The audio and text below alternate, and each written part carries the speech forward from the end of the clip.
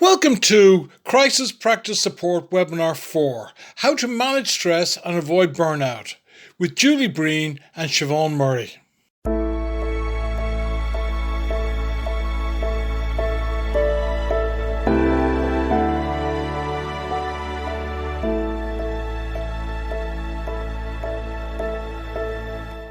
Hello everybody, my name is Julie Breen and I will be hosting today's Crisis Practice Support webinar on stress and burnout. I am the Law Society's Professional Wellbeing Project Coordinator, and today we are joined by Siobhan Murray, who is an accredited psychotherapist, certified life coach, experienced motivational speaker, trainer and best-selling author. So Siobhan helps people to overcome burnout and manage the demands of their personal and professional roles. So just a couple of small snippets about Siobhan. She was an expert on burnout and stress in a two-part science-based documentary called Stressed, which aired on Irish television. In January 2019, Siobhan's first book was released, which is called The Burnout Solution, 12 Weeks to a Calmer You. And that reached bestseller status. And Siobhan has created her own signature online course, the Burnout Solution Academy. And finally, a little bit of, I suppose, just some personal information about Siobhan. She lives in Dublin and she is the proud mum of 2 teenage boys. So before we move on to the conversation with Siobhan, I just wanted to introduce you to the Law Society's Professional Wellbeing Project, which has organised that Siobhan be with us today. So the project began in 2019 after the Law Society commissioned a report into the wellbeing and mental health of its members. And it has 2 objectives. The first objective is really to increase access to wellbeing, resilience and psychological supports for the solicitors profession in Ireland, and to challenge the stigma of mental health in the solicitors profession and support solicitors talk more openly about it. So they're the 2 objectives that this professional wellbeing project has. You can find any of the activities that we are working on or have delivered for the professional wellbeing project on the Law Society's Professional Wellbeing Hub, which is at this link here that you can see on your screen. And also, I am the coordinator, so I would love to hear from you. I would love to hear your suggestions. I would love to get feedback from you. And also, if you have any questions about the project, please do email me. So really quickly, and actually it's important at this time to bring Legal Mind up. Legal Mind is the most recent service launched by the Professional Wellbeing Project, and it may be of particular benefit to solicitors, in particular sole practitioners across Ireland during these tough times. So what it is an independent, low-cost mental health support that is accessible to members and their dependents across Ireland at any time of the day or night. So it's really crucial there that the 2 keywords are independent and confidential. It is independent from the Law Society and it is 100% confidential. It is provided by a high quality service provider, Spectrum Life, in partnership with Spectrum Mental Health, and they adhere to best practice standards, clinical governance standards and professional codes of ethics. So very important that they do that, and very important to all of us who may avail of that service, that they follow those codes of ethics and standards. So how it works, there's a 24/7 support line, and that's support over the phone with a qualified counsellor or psychotherapist for free. That professional talks through any issues members or members' dependents may be facing, and then decides with them if they want to avail of or should avail of further supports. So those include preventative, early intervention and crisis mental health supports. So the call is free with a psychotherapist or a counsellor. You can call as many times as you want. You can stay on the phone for as long as you want. And also the first appointment is free with a psychologist, a psychotherapist or a counsellor, whatever you are referred on to. And after that, you pay a low cost fee of €30 per session. So that's a significant reduction from what you may pay for a psychologist or a psychotherapist normally. So you can find out more about Legal Mind on lawsociety.ie/legalmind, or you can access it directly, completely independently at this number, 1800 81 41 77. So I'm going to stop sharing now and start, I suppose, a conversation with our expert, Siobhan, who's with us today. Siobhan, it's great to have you here. Thank you so much for joining us. I thought I would just kind of get straight into it. We have, around 25 minutes to talk about burnout, stress. Everybody's fed up. The disruption, the trauma that this pandemic has caused is indisputable. We're all exhausted in a whole new way. Can you explain to us a little bit, Siobhan, what COVID-19 related burnout is and how it manifests for people? So I think it's important to realize what I want to say first and foremost is every single person that can see 75 people, probably including ourselves, every single one of you is doing the most incredible job, regardless of how well you think you are or you're not doing. You've managed the last 10 weeks. So I think we're really hard on ourselves. We're stringently hard on ourselves because we have a negative bias. We automatically fear the worst and set ourselves up. We don't naturally look for the positive in life. It's not inbuilt in us. That's something we have to work really hard at.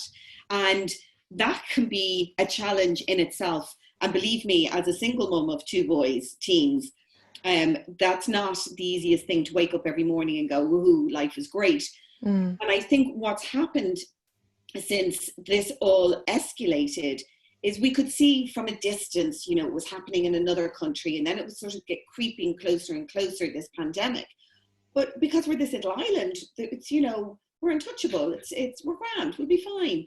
And it literally, with the click of our fingers, it went from, for those that have kids in schools or creches, going to school one day and being told at 12 midday from government, that's it, at the end of the school day, schools are closed. And even though we've had the rug pulled from underneath us while still trying to keep everything going, which I think is one of the most incredible things to do. And I actually liken this to, and this is going to sound quite bizarre, but it breaks down how what happens to our bodies. If you imagine you're looking into your garden or your balcony or wherever you live, into the open space, and you see a family of brown bears. Hungry brown bears have suddenly descended. And you run around your house and you close all the windows and doors to protect yourself and to protect your family and your flatmates or whoever you're living with. And your cortisol levels have increased because your stress hormones, you're through the roof. To back that up, by the way, what happens to the body is we get a surge of glucose, that sugar rush, which is why we get such a sugar come down after we've been in shock. So this has happened to us. This happened 10 weeks ago. And but the brown bears haven't gone away.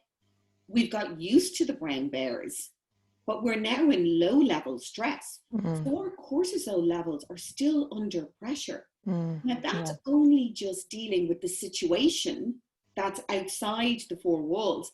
That's not even taking into account whether our businesses have been affected, bills, relationships, children, our own health, worried about parents, extended family members. That's just what has happened to us with the onset of the pandemic getting so close to us. Yeah, and I know the Canadian government, they released these working remotely COVID-19 principles recently, and one of them states you are not working from home, you are at your home during a crisis trying to work, and that remembering that, if this is not you working from home is really important. And I've been calling it, along with the homeschooling, I've been calling it's crisis management working. In the same way it's crisis management homeschooling. None of us who have gone into the homeschooling part of it with the knowledge of what the school curriculum is for your kid, for whatever age they are. So the least, even if we had decided come September, actually I'm going to homeschool my child, you'd know what the curriculum is. You would know what was coming down the line that you had to achieve. We've been literally on the back foot the whole time. So and that's what crisis management is. It's existing and getting through, rather than this, we're homeschooling or we're remote working. It's not remote working. Most people who worked in offices who are now working from home don't even have a proper office desk. They're using a kitchen chair to sit on for 8 hours a day. And I stand corrected. I saw somebody said it's 11 weeks. It's now just all merging into a very long period. But yeah, it is crisis management. And I think when we start to be a little bit more understanding and kinder to ourselves in the language we use, we start to be able to sit into it a little bit better. Yeah, and just I'm thinking about, kind of ideas around burnout, and a lot of people relate it to the working environment only. Can you talk about, is it just related to the working environment, or is burnout broader for you? Oh, it's definitely broader, and it was prior to all of this, Julie.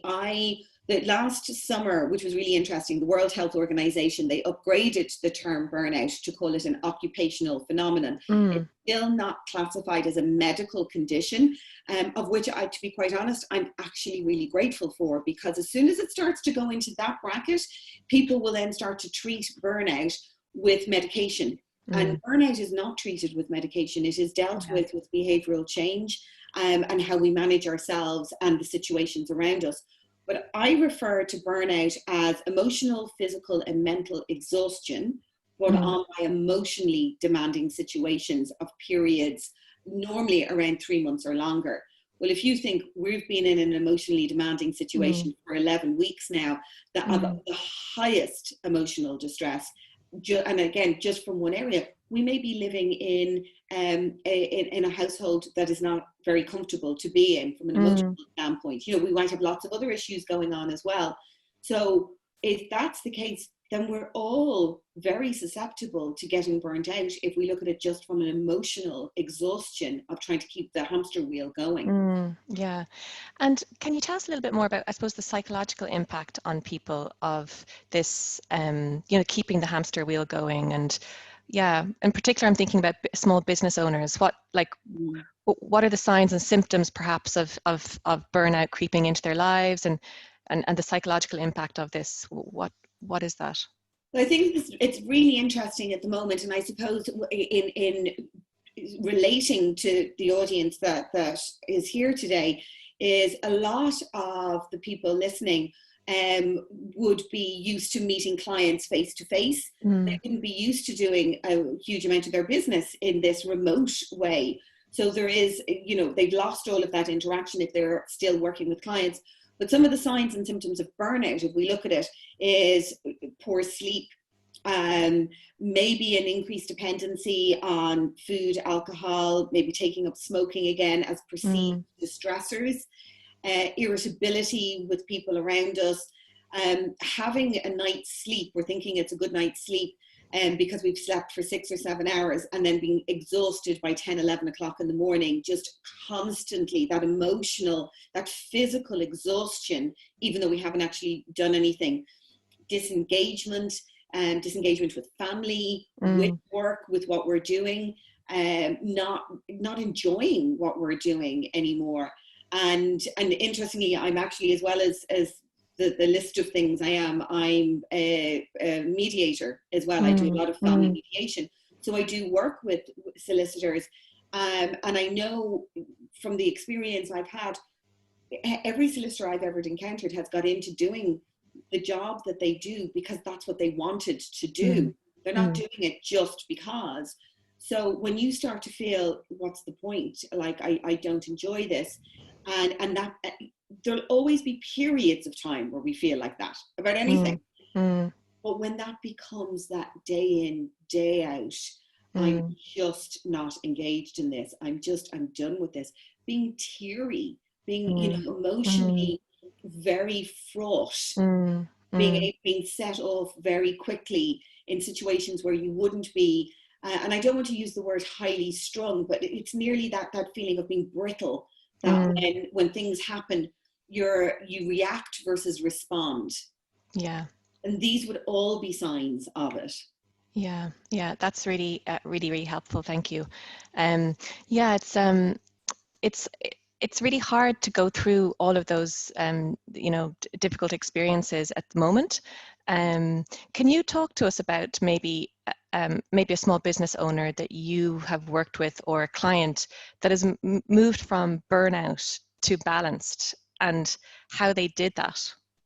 And I love that. I have, normally when I speak, and if I had a slide deck, I have a slide that says work-life balance does not exist. And as a small business owner, even more so, it doesn't exist, because you wear many hats. So what I talk about is counterbalance as opposed to balance.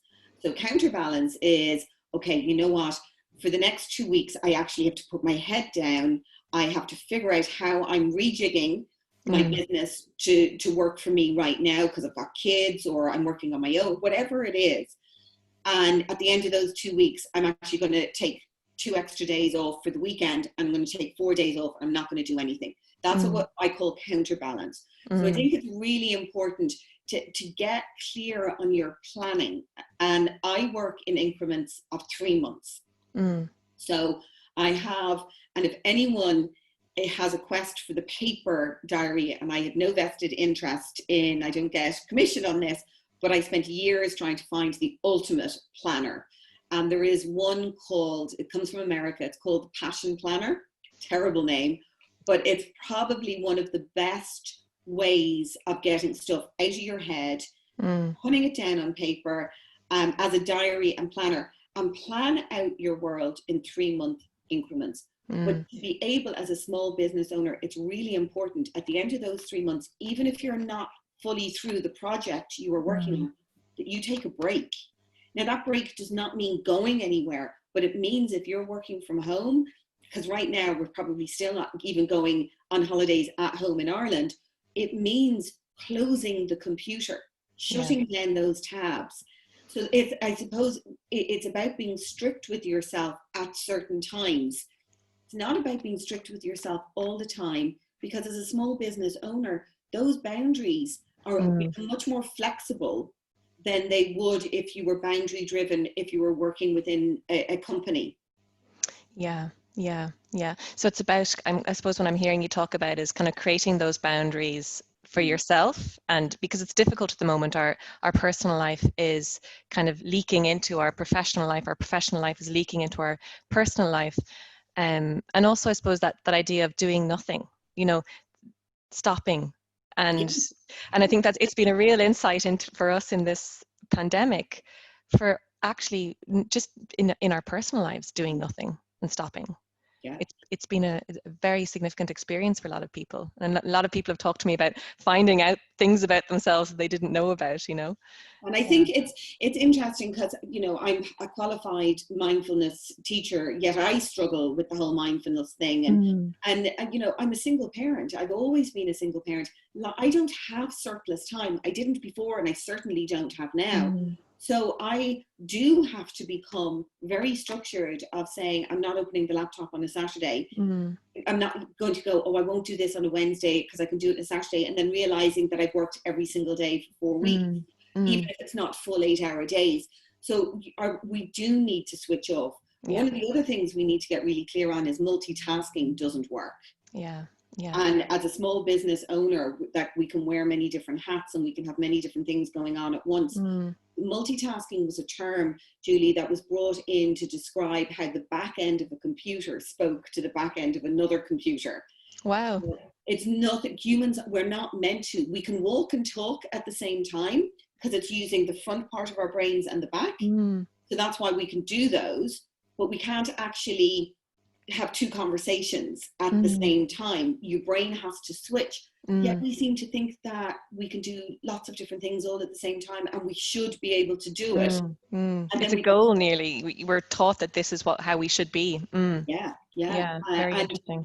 I think this is an opportunity to sort of give ourselves, okay, I'm actually going to work, on this one thing, and then close down and go and work on something else. I may go back to the other thing. I don't have to sit here for 3 days and finish it, but trying to do it all at once, when, especially if there's somebody has lots of cases going on at the same time or whatever it is, it's about being able to become a little bit more clear and defined with your own personal boundaries, never mind the boundaries with those outside. Yeah. Okay. That's really, yeah, that's a lot of kind of, taking time for yourself, self-care, I suppose, and sometimes that word self-care is, I suppose, overused, but there's something about just being kind to yourself that you were talking about there. Yeah, I mean, Um, I actually get a visceral feeling when I hear the word self-care.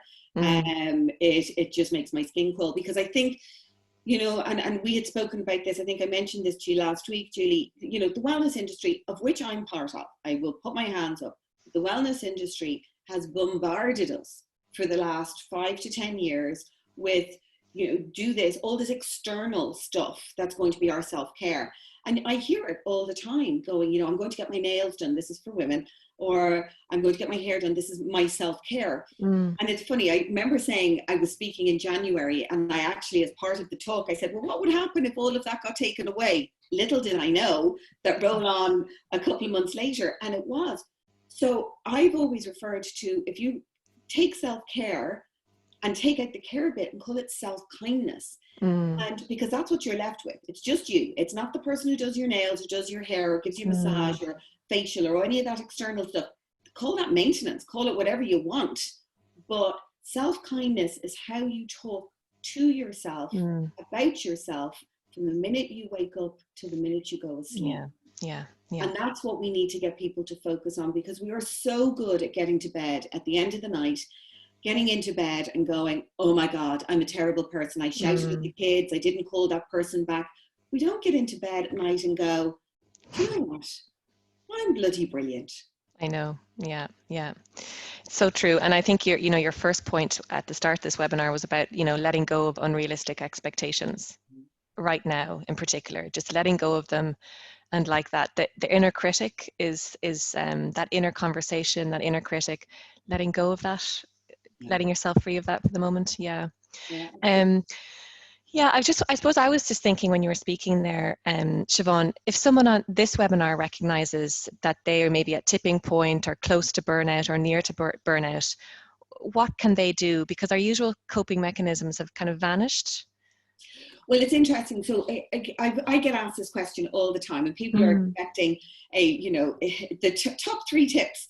Here's the thing. If you are feeling that this is not just I feel exhausted this week, that you've been mm, feeling this for a good few weeks and it's not relenting, what I'd really like you, the person who's listening to this, to acknowledge and go, I need help. That is the yeah, first thing that you need to do. So whether that's availing of the service that you spoke about at the beginning of this webinar, legal mind. Yeah. Legal Mind, it is, it's like, as I said, my company is called Twisting the Jar, because it's about knowing when to get somebody else to help you twist the jar, because we Mm, can't do it all ourselves. yeah. And we're really poor at asking for help. We're brilliant at doing so much. But the first thing I would say is to recognize and go, you know what, this has been going on too long. I have to Yeah. ask for help. Yeah. I want to, not need, I want to ask for help, Mm, somebody to mm, support, and to yeah. put that call in, whether it's to Legal Minds, whether it's to your partner, it's to a family member, a friend, and just go, do you know what? I'm not feeling great. And that's the first step. Yeah. Yeah. Yeah. Yeah, it's a really important first step, and it's difficult to do. And I think a lot of people find it hard to talk, and it means being vulnerable, really. And I suppose I'm just thinking when you were speaking there about not resisting the emotions anymore, allowing the emotions to be there and recognizing them is a big part of it. Yeah. Yeah, and we've spoken about this. Stress is good. Mm, We need stress. Anxiety is good.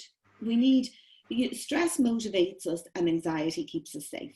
mm, It's when it escalates and it becomes all consuming, that's when we need to worry about it. But there is yeah. no such thing as a stress-free life, and there's no such thing as anxiety-free. Mm, Those, just like nobody would want to be happiness-free. yeah. Yeah. We need all of these, but in healthy, manageable doses. If you were to look at what do you do, what's the next step after asking for help, there are 4 key things that I call the 4 pillars. Mm. You can do all the gratitude and the mindfulness and the fluffy stuff, as I call it, which is brilliant and great. And I do it. I do my gratitude every night. But I can tell you, I start to come down the slope if I'm not looking after the 4 pillars, which is my sleep, my exercise, nutrition, and clutter. And by clutter, it's not about the people around you necessarily. It's not about the mess around you. It's about the people that aren't actually there supporting you, that you support, that works both ways. That's interesting. Yeah, that's really interesting. I've heard lots of different kind of approaches to it, but the people is really important, isn't it? You know, that's who you're letting into your kind of, your energy field. So you want positive people in that circle. Yeah. Yeah, but people that are also, you know, who you can lift up as much as who lift you up, because it works both ways. But the top one of those 4 is sleep. Yeah. And for anyone who's rolling their eyeballs to heaven and going, well, I have a toddler, I have this or that, I'm really sorry. But interestingly, sleep deprivation with babies is completely different to sleep deprivation from burnout. In the sense that the oxytocin that we release when we have babies and toddlers and little people, that's what, you know, allows us to wake up. We can keep going, not in a great way. That's interesting. Yeah, there is a difference. But the sleep deprivation, when we're, you know, heading towards burnout and we're not minding ourselves, that's where that impairs our cognitive reasoning, ability to make decisions. We then get into a thing what's called decision fatigue, where I could say to you, do you want to go to the Bahamas or do you want to go to Bali? And you'd look at me and go, I can't even make a decision on that. Yeah. And there's a lot of decisions to be made at the moment. There's so many decisions to be made. You know, when do you do your shopping? It's going to take you half an hour longer. When, you know, your kids are in school, you also have a meeting at 12 o'clock, or, you know, so many decisions, and you've got somebody to care about that you're bringing shopping to, or so many decisions at the moment. Yeah. And I think there's so many different levels to this homeschooling thing, you know, where people think that every household suddenly has technology for everybody, that they might realize, well, there's actually only one laptop in the house, and that's one adult's laptop, and there could be 2 kids who are going, but I want to do this and I want to do that, and so Miss said if I print this off, and all of that's creating that stress that we get into very reactionary ways. But if we can start to take that step back and go, okay, how do I respond to this, and how do I realize what's the important stuff here, and what are the things that I'm getting caught up in? Yeah, it's interesting. It's that space between stimulus and response. Yeah. Oh, yeah. Very interesting. So Siobhan, we're nearing the end of this webinar because, you know, half an hour is, I think, long enough in a day like today to stay indoors and listen to this for everybody. But do you have any suggestions about what this experience can teach us? Is this bringing us opportunities, or does burnout bring opportunities? Oh, both. I mean, I think burnout brings huge opportunities for people, not necessarily to go, I'm going to completely rechange the way I live my life and I'm going to change careers or anything like that, but to maybe reevaluate the way they're running their business, to reevaluate what are the priorities, because most of the time, by the time we get to adulthood, we've lived our lives through the core values of our parents, our teachers, of people around us. So, you know, must be really good, must work all the hours, mustn't leave the sink dirty, all because that's the way we were raised. It's not necessarily because they're the important things to us. And I think this is really an opportunity to go, actually, what are my core values? What's important for me? What way do I want to live my life? Because we don't know if there is ever going to go back to normal. And I find it, even that kind of gets a little bit, I don't think people will ever go back, because this will stay in us. This memory will stay in us. So it is a new way of living, not even a new normal, just a new way of living. We get to sort of guide, not wipe the slate clean, but we get to go, do you know what? I've realized this is important. Or here's the other thing, and I want to make this really clear. I've realized staying at home with my kids 24/7 is my idea of a nightmare, you know, and I think we need to give people the space to go, not, you know, I love my kids, but I don't want to hang out with them all the time, or I love my partner, I actually don't want to be with them. You know, or I do love them, and actually this is great. And I now want to move my office into home so I can spend more time. So it's about going, how do I figure out how I do that? Yeah, I think it allows us to be a lot more in the present, you know, because we can't think about the future or the past. So we're in the present, and our awareness is growing in the present. So, you know, some realizations come with that, perhaps. Yeah.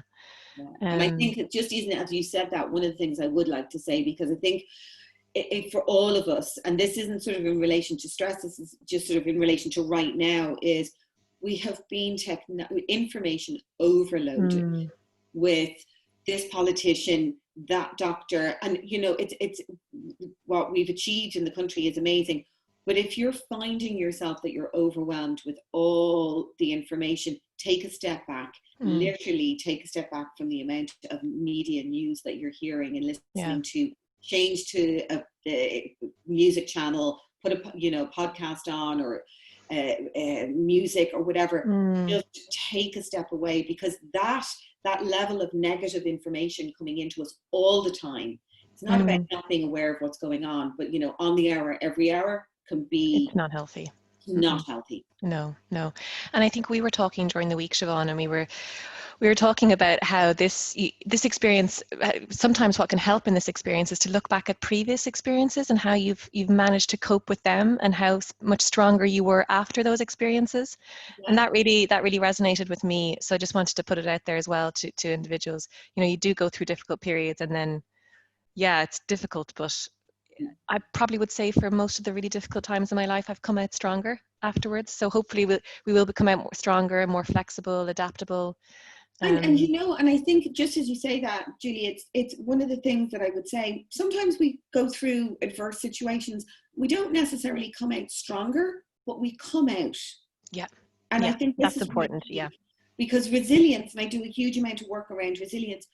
Resilience, if you look at it by definition, is bouncing back from adverse. That's another one of those ones that just makes me go, who on earth is bouncing back from traumas? We don't bounce back from stuff like that, but we adapt to it. Yeah. So for me, resilience is about the adaptability. It's about the human being being able to adapt to what's going on. And that's why I said at the very beginning of this, that every single person is actually doing incredible. And that's not to be patronizing or anything like that. That's even on the days you can't get out of bed, or you're still in your pajamas, or whatever it is because we're getting through it. So therefore we are adapting.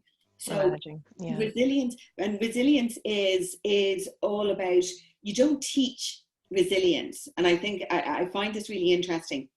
I never claim to teach resilience. You learn resilience. So if you've got somebody who can guide you through on how to learn it, that's very different than me saying, now, if you do this, this, and this, you will become a more resilient. I'm just going to repeat the 4 pillars because I just saw it pop up on from Bernie. Yeah. The 4 pillars, Bernie, are: sleep is number 1, exercise, and I don't mean jumping around doing a Joe Wicks class. I just mean getting out for a 20-minute walk, just getting movement in your body. That's all. If you go higher than that into doing classes, online stuff, brilliant. But exercise is just movement, 20 minutes, 10 minutes one way, 10 minutes back every day. Your nutrition, and nutrition isn't just about, healthy eating. It's about being mindful of the amount of alcohol that we're consuming, because that can suddenly creep in, and before you know, that 1 glass is turned into 2 or 3 glasses. So it's not a distressor. It adds to your stress levels. And then clutter, the 4th one is the people. It's the clutter in your life, the relationships we keep with family members. And I think this has been an opportunity where we've been allowed to step back from a lot of the environments of people that we've done out of obligation, that we haven't been able to do, and that maybe we haven't missed that much. So we don't need to go running back into those. Yeah. And to keep the ones that are important to us. That's really helpful. That's brilliant. Thanks, Siobhan. Do you want to add anything, Siobhan? Maybe I didn't ask you a question that you were hoping for, or maybe I think there's something important to say to everybody before we end. Well, yeah, I mean, I think it's really important to understand that asking for help is we don't historically ask for help. We're very good. I mean, I just think as a nation, we're very good at going, yeah, no, I'm grand. Yeah, that's fine. And this is where, if we all come together, because I don't know, and I should have asked you this on this webinar, is it predominantly female or male, or do you think it's a mix? On the actual webinar? Yeah. I'm actually not sure for this webinar, but I do know that there's a significant, actually more than 50% level of solicitors across Ireland now, female solicitors. Okay, Sorry. so very quickly, I'm just going to say this, and this is no disrespect to any of the men who are listening. There is, going back to caveman times, we have a stress response as women called tend and befriend. So women, going back to caveman times, will in the tribe will have befriended other women in the tribe, so that if anything happened to them and they went out to hunt, because women actually used to hunt, it wasn't just men, that if something happened to them, the rest of the female tribe would tend to their family. So that tend and befriend stress response is activated by the oxytocin that's released in the female body. Men do release oxytocin, but testosterone knocks it out. It counteracts it. That's why they don't have that same thing. So this is why, one of the reasons I think a lot of women are starting to experience feeling detached from people, they're missing that close-knit support system, is because it's inherently in us. It's nothing to do with cooking and cleaning or anything like that. It goes into a stress response. We need people around us because we have that fear factor. What if something happens to us? We need people around. So I would say, with that in mind, I think it's really important for everybody to still have a connection with somebody, whether it's via Zoom, which I know is exhausting, or now that we can social distance and meet up with somebody, to do that just for 20 minutes. Just that connection with someone else and say, you know, I'm doing okay, how are you doing? Or I'm not doing okay, how are you doing? Yeah, no, it's true. I went out last night for a walk and I felt so much better afterwards. Even if you don't want to do it, you know, you talk yourself out of doing something, you just feel amazing afterwards. You feel so much better.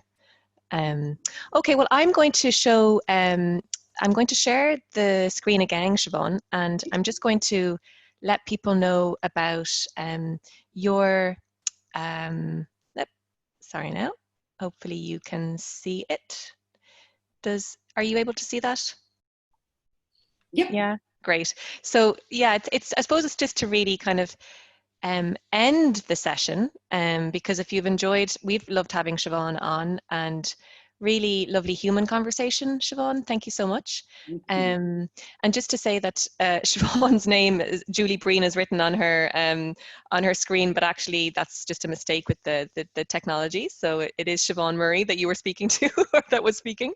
And yeah, so if you want to hear more from Siobhan, she has a new online resilience solution program that has been developed to support you and provide guidance to navigate these uncertain times. So I don't know if you want to say a little bit about the program, Siobhan? Yeah, it was something I had been looking at doing a while ago, but it's a series of recorded webinars.